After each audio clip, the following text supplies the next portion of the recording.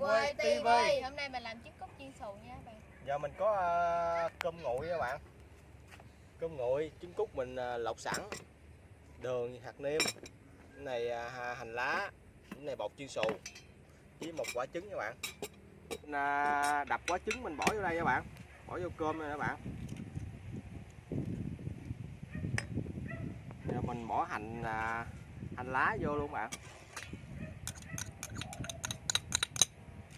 Cái này bỏ đường với hạt nêm vô các bạn.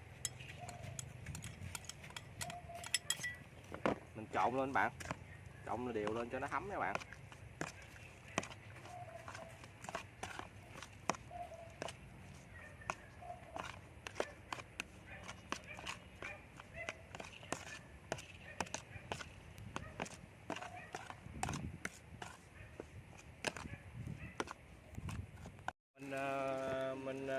Mình ái trứng cút nha bạn, mình làm trứng cút nha bạn.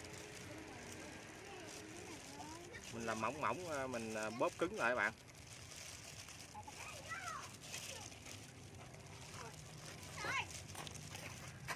Bỏ trứng cút vô trong các bạn.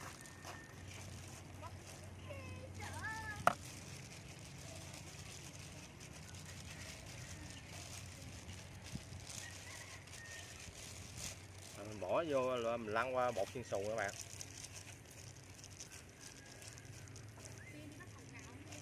Lăn qua bột chiên xù này các bạn. Bột hai cục nha các bạn.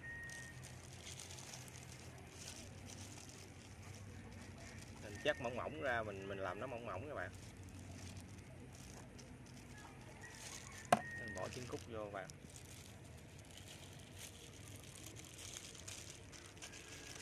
Mình chậm lại.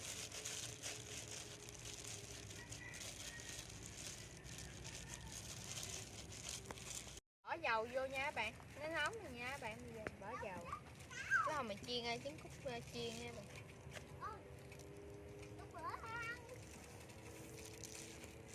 Rồi nha. Giờ mình bỏ vô chiên nha các bạn.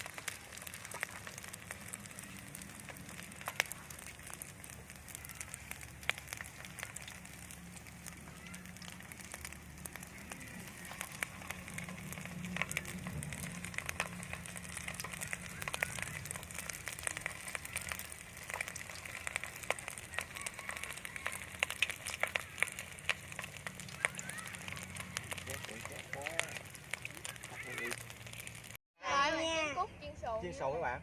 Mở bạn. Mình ăn các bạn. Chấm tương ớt vô các bạn. Ăn các bạn.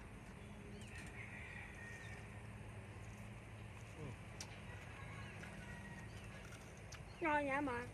Giòn giòn các bạn.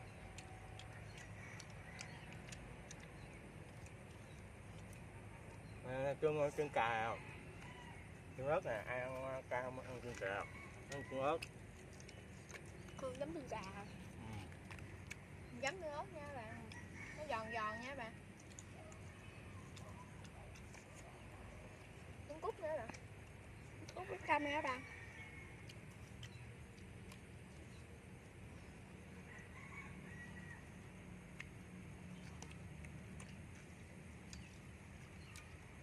Với con. Ăn các bạn.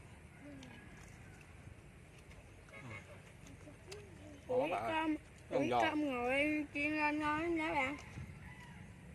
Trứng cút đang nóng nha bạn.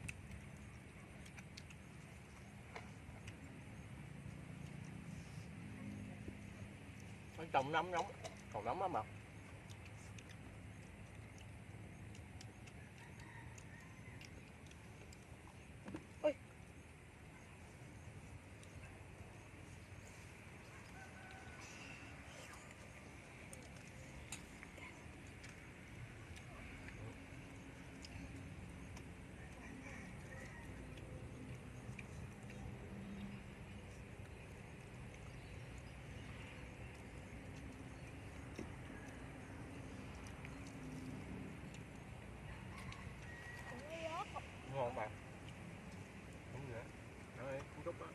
gì không?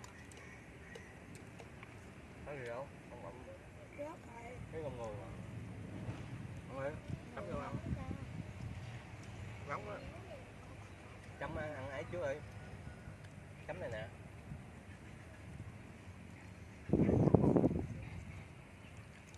Nước vô rồi, nước nó hết các bạn.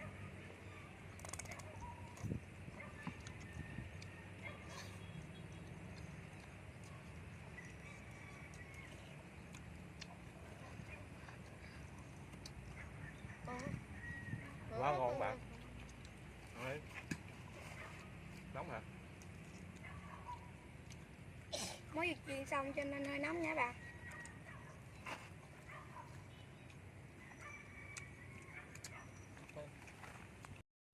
Bởi bạn ăn nữa bạn. Không ăn nữa đâu.